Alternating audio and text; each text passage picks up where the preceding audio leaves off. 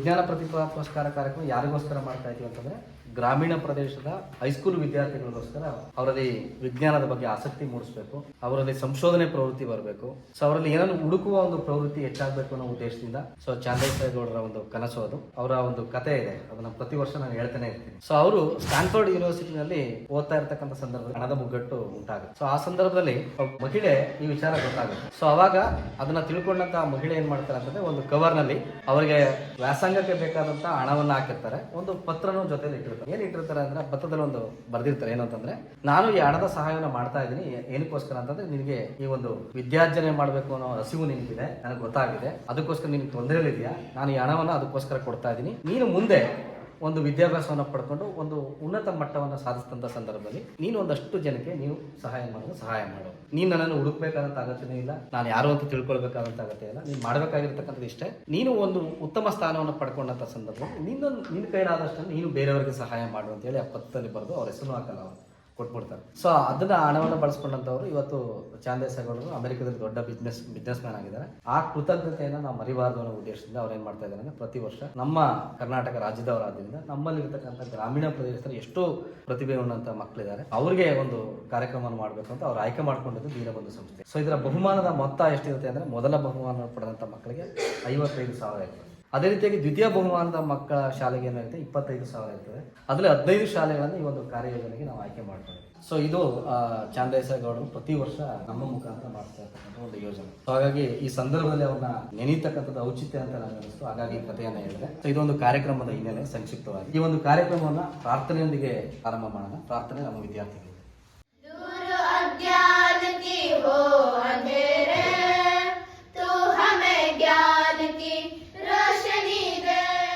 ತುಂಬು ಹೃದಯದಿಂದ ಒಂದು ಕಾರ್ಯಕ್ರಮಕ್ಕೆ ಆಗಮಿಸಿದ್ದಾರೆ. ಅವರಿಗೆ ಎಲ್ಲರ ಪರವಾಗಿ ಆತ್ಮೀಯವಾದಂಥ ಒಂದು ಸ್ವಾಗತವನ್ನು ಕೊಡ್ತೇನೆ.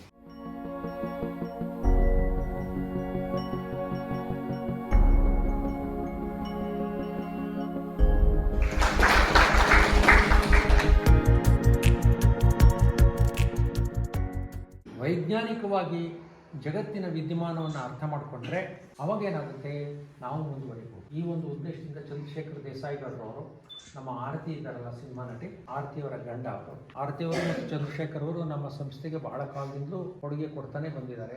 ದೀನಬಂಧುಗಿಂತಲೂ ಹೆಚ್ಚಾಗಿ ನೀವು ಚಂದ್ರಶೇಖರ್ ಮತ್ತು ಆರತಿಯವರಿಗೆ ಹೆಚ್ಚು ಕೃತಜ್ಞರಾಗಿರ್ಬೇಕು. ಅದರ ಕಥೆನೂ ಅವ್ರು ಹೇಳಿದರು. ಇವತ್ತು ಐನ್ಸ್ಟೈನ್ ಈಕ್ವೇಷನ್ ಅರ್ಥ ಮಾಡ್ಕೊಳ್ಳೋಕೆ ಬಹಳ ಕಷ್ಟ ಅಂತ ಹೇಳಿದ್ದಕ್ಕೆ ECG ಸುದರ್ಶನ್ ಒಂದು ಮಾತು ಹೇಳಿದ್ರು. ಅವ್ರೇನು ಹೇಳಿದ್ರು ಅಂದರೆ ಅದು ಕಷ್ಟ ಅಲ್ಲ, ವಾತಾವರಣ ಹಾಗಿಲ್ಲ.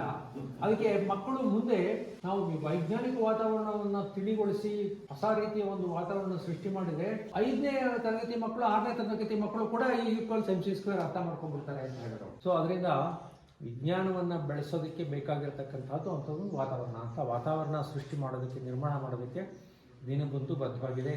ಪ್ರತಿಯೊಬ್ಬರು ಅವರವರೇ ಅವರ ಒಂದು ಐಡಿಯಾ ಏನಿರುತ್ತೆ ಅದನ್ನು ತಮ್ಮದೇ ಒಂದು ಸೃಜನಶೀಲ ಭಾವನೆಯನ್ನು, ವೈಜ್ಞಾನಿಕ ಚಿಂತನೆಯನ್ನು ಮಾಡಿ ಮುಂದಕ್ಕಿಡಬೇಕು. ಸೊ ನೀವೆಲ್ಲರೂ ಅಂಥದ್ದನ್ನು ಮಾಡಿದ್ದೀರಿ. ಸಾಕಷ್ಟು ಜನ ನೋಡಿದೆ, ಕಟಾವು ಮಷೀನ್ ತಂದಿದ್ದೀರಿ, ಏನೇನೋ ಕಾಣಿಸ್ತಾ ಇದೆ ಅಲ್ಲಿ. ಅದು ಬಹುಶಃ ಫೋಟೋ ಟ್ರೋಪಿಸಮ್ದು ಇರ್ಬೋದು, ಏನೋ ಗೊತ್ತಿಲ್ಲ. ಅಂತೂ ಹೋದ ವರ್ಷವೂ ನಮಗೆ ಮುರುಗೇಶ್ ಹೇಳ್ತಾ ಇದ್ರು, ಮಕ್ಕಳು ಏನು ಮಾಡ್ಕೊಂಬಂದಿದ್ರಲ್ಲ, ನನಗೆ ತುಂಬ ಕಲಿಕೆ ಆಯಿತು. ಸತ್ಯ, ನೀವೆಲ್ಲ ಏನು ಮಾಡಿದ್ದೀರಲ್ಲ ಅದರಿಂದ ನಾವು ಕಲಿಯೋದಕ್ಕೆ ಇಷ್ಟಪಡ್ತೀವಿ. ಸೊ ಹಾಗೆ ನಾವೆಲ್ಲರೂ ಕೂಡ ಸದಾ ಕಲಿತಾ ಇರೋಣ. ಕಲಿಯೋದಕ್ಕೆ ಹೆಚ್ಚು ಪ್ರಾಧಾನ್ಯತೆ ಇರಬೇಕು, ನಾವು ಹೆಚ್ಚು ಹೆಚ್ಚು ಕಲಿಬೇಕು. ಸೊ ಇಷ್ಟು ಹೇಳಿ ಮಾತು ಮುಗಿಸ್ತೇನೆ. ಈಗ ಪ್ರಾರಂಭ ಮಾಡಬಹುದು. Thank you.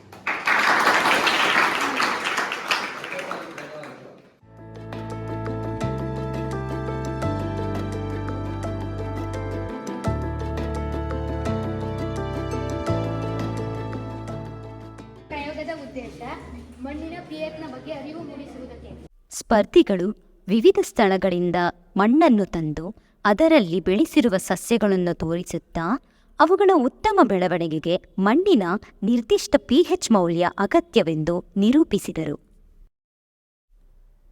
ಹೃದಯ ತಜ್ಞರನ್ನು ಭೇಟಿ ಮಾಡಿ ಮಾಹಿತಿ ಸಂಗ್ರಹಿಸಿ ಸಮೀಕ್ಷೆಗಳ ಮುಖಾಂತರ ಇತ್ತೀಚಿನ ದಿನಗಳಲ್ಲಿ ಜನರು ಹೃದಯಾಘಾತದಿಂದ ಸಾವನ್ನಪ್ಪುತ್ತಿದ್ದಾರೆ ಎಂದು ವಿಶ್ಲೇಷಿಸಿ ತೀರ್ಪುಗಾರರ ಎಲ್ಲಾ ಪ್ರಶ್ನೆಗಳಿಗೂ ಅತ್ಯುತ್ತಮವಾಗಿ ಉತ್ತರಿಸಿದರು.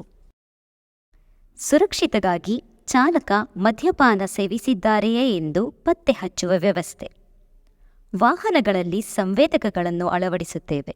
ಸಂವೇದಕಗಳು ಕಾರಿನ ವೇಗವನ್ನು ಗುರುತಿಸಿ ಪ್ರದೇಶಗಳ ವೇಗದ ಮಿತಿಗಳ ಪ್ರಕಾರ ಸ್ವಯಂಚಾಲಿತವಾಗಿ ವಾಹನದ ವೇಗವನ್ನು ಮಿತಿಗೊಳಿಸುತ್ತದೆ ಎಂದು ವಿವರಣೆ ನೀಡಿದರು.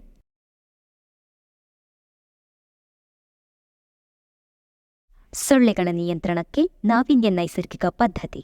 ರಾಸಾಯನಿಕಗಳ ಬಳಕೆಯಿಲ್ಲದೆ ಸುತ್ತಮುತ್ತಲೂ ಸಿಗುವ ಸಸ್ಯಗಳ ಎಲೆಗಳಿಂದಲೂ ಸೊಳ್ಳೆಗಳನ್ನು ನಿಯಂತ್ರಣ ಮಾಡಬಹುದು ಎಂದು ಮಾಹಿತಿ ನೀಡಿದರು. ಆಟೋಮೆಟಿಕ್ ಬೀದಿ ದೀಪ. ಸೌರಫಲಕಗಳು ಮತ್ತು ಸಂವೇದಕಗಳು ವಾತಾವರಣದ ಬೆಳಕಿನ ಆಧಾರದ ಮೇಲೆ ದೀಪಗಳು ಸ್ವಯಂಚಾಲಿತವಾಗಿ ಆನ್ ಮಾಡಲು ಬಳಸಲಾಗುತ್ತದೆ.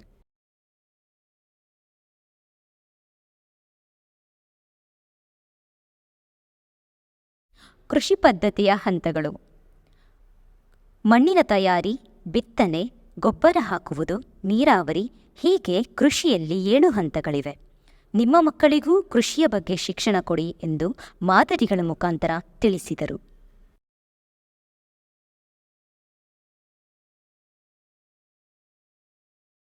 ಇತ್ತೀಚಿನ ದಿನಗಳಲ್ಲಿ ಬೀದಿಗುಡಿಸುವವರು ನಗರದ ರಸ್ತೆಗಳನ್ನು ಸ್ವಚ್ಛಗೊಳಿಸಲು ಗುಂಪುಗಳಾಗಿ ಹೋಗುತ್ತಾರೆ. ತಮ್ಮ ಆರೋಗ್ಯದ ಬಗ್ಗೆ ಕಾಳಜಿ ವಹಿಸುವುದಿಲ್ಲ.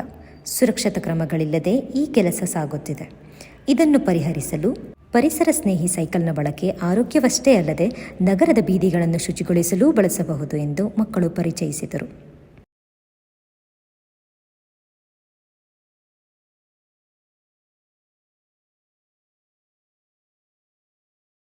ಎಲ್ಲ ಮಕ್ಕಳು ಅತ್ಯಂತ ಕ್ರಿಯಾತ್ಮಕವಾಗಿ ಚಟುವಟಿಕೆಗಳನ್ನ ಮಾಡಿದ್ದಾರೆ. ಹಾಗಾಗಿ ಎಲ್ಲ ಮಕ್ಕಳು, ಎಲ್ಲ ಸ್ಪರ್ಧಿಗಳು ವಿಶೇಷವಾಗಿ ಅವ್ರು ಕೇಳ್ತಕ್ಕಂಥ ಎಲ್ಲ ಪ್ರಶ್ನೆಗಳಿಗೂ ಉತ್ತರವನ್ನು ಕೊಡ್ತಾ ಇದ್ದಾರೆ. ಸೊ ಸಾಕಷ್ಟು ವಿವರಗಳನ್ನು ಸ್ಪಷ್ಟವಾಗಿ ಹೇಳ್ತಾ ಇದ್ದಾರೆ. ಹಾಗಾಗಿ ನಿಜಕ್ಕೂ ಕೂಡ ಒಂದು ರೀತಿ ಕುತೂಹಲನ ಕೆರಳಿಸ್ತಾ ಇದೆ. ಅತ್ಯುತ್ತಮವಾಗಿ ಮಾಡಿದ್ದಾರೆ. ಎಲ್ಲ ಕಾರ್ಯಗಳು ಒಂದಕ್ಕಿಂತ ಒಂದು ವಿಭಿನ್ನವಾಗಿದೆ. ಸೊ ವಿಶೇಷವಾಗಿ ಎಲ್ಲ ಪ್ರಾಜೆಕ್ಟ್ಗಳು ಅವ್ರದ್ದೇ ಆದಂಥ ಒಂದು ವಿಶೇಷತೆಯನ್ನು ಒಳಗೊಂಡಿರ್ತಕ್ಕಂಥದ್ದು ಅತ್ಯಂತ ಖುಷಿ ಕೊಡ್ತಕ್ಕಂಥ ಒಂದು ಸಂಗತಿ. ಅಷ್ಟರ ಮಟ್ಟಿಗೆ ಅವರು ಈ ಒಂದು ಕಾರ್ಯಯೋಜನೆಗಳನ್ನು ಕ್ರಿಯಾತ್ಮಕವಾಗಿ ಮಾಡಿದ್ದಾರೆ ಅಂತಂದರೆ ಜಡ್ಜಸ್ಗೆ ಗೊಂದಲ ಆಗ್ತಾ ಇದೆ, ಯಾರಿಗೆ ಬಹುಮಾನವನ್ನು ಕೊಡಬೇಕು ಅನ್ನೋ ಚಾಲೆಂಜಸ್ ಅವ್ರಿಗೆ ಇದ್ದೇ ಇದೆ. ವಾಯು ಮಾಲಿನ್ಯ ಮತ್ತು ಜಲಮಾಲಿನ್ಯ. ವಾತಾವರಣದಲ್ಲಿನ ಗಾಳಿ ಹಾಗೂ ನದಿ ನೀರಿನ ಮೇಲೆ ಆಗುತ್ತಿರುವ ಮಾಲಿನ್ಯದ ಪರಿಣಾಮಗಳನ್ನು ತಿಳಿಸುತ್ತಾ ಜಾಗೃತಿ ಮೂಡಿಸಿದರು.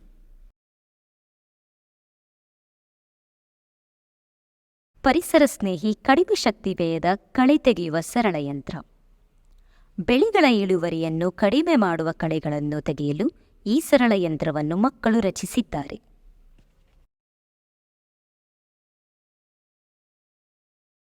ರೈಲ್ವೆ ಅಪಘಾತಗಳಿಂದ ಸಾವಿರಾರು ಜನರು ಪ್ರಾಣ ಕಳೆದುಕೊಂಡಿದ್ದಾರೆ. ಹಳಿಗಳ ಮೇಲೆ ಸಂವೇದಕಗಳು, ಆರ್ಡ್ವಿನೋಗಳನ್ನು ಉಪಯೋಗಿಸುವುದರಿಂದ ರೈಲ್ವೆ ಅಪಘಾತಗಳನ್ನು ತಪ್ಪಿಸಬಹುದೆಂದರು.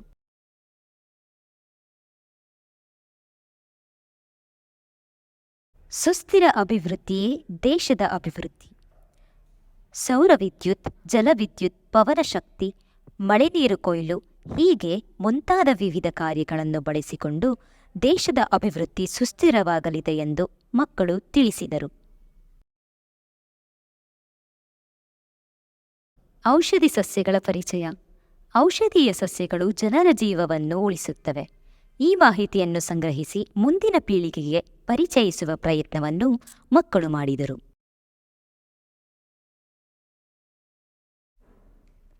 ಸೌರಶಕ್ತಿಯಿಂದ ಕೃಷಿ ಭೂಮಿಗೆ ನೀರಾವರಿ.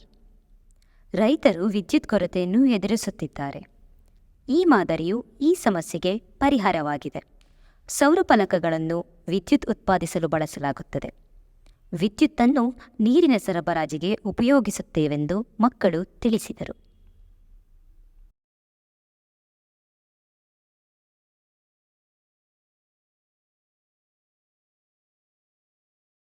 ಹೀಗೆ ವಿವಿಧ ಶಾಲೆಗಳಿಂದ ಬಂದ ಮಕ್ಕಳು ತಮ್ಮದೇ ಆದ ಸೃಜನಶೀಲತೆ ಹಾಗೂ ವೈಜ್ಞಾನಿಕ ಚಿಂತನೆಗಳನ್ನೊಳಗೊಂಡ ಪ್ರಯೋಗಗಳನ್ನು ತೋರಿಸಿಕೊಟ್ಟರು. ಆರೋಗ್ಯ, ಸುರಕ್ಷತೆ, ಪ್ರಕೃತಿ ಸಂರಕ್ಷಣೆ, ಮನೆಮದ್ದು, ಕೃಷಿ ಶಿಕ್ಷಣ ಹೀಗೆ ಹಲವಾರು ವಿಷಯಗಳ ಮೇಲೆ ವೈಜ್ಞಾನಿಕವಾಗಿ ಜನಜಾಗೃತಿ ಮೂಡಿಸಿದರು.